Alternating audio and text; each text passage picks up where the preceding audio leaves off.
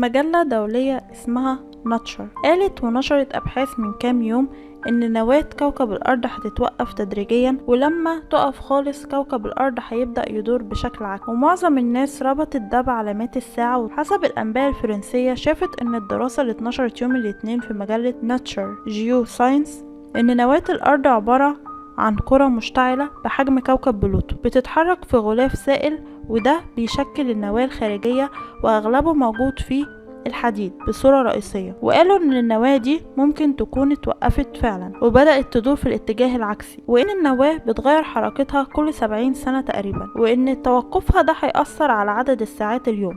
بدل ما كان اليوم على سطح الأرض 24 ساعة، بس التأثير اللي هيحصل هو تأثير ضعيف، يعني عدد الساعات الأرض هتقل ثواني معدودة. اتقال ان بسبب اللي حصل ده هيأثر على الغلاف الجوي للأرض. كمان اتقال ان ده له علاقة بالزلازل الكتيرة اللي بتحصل اليومين دول.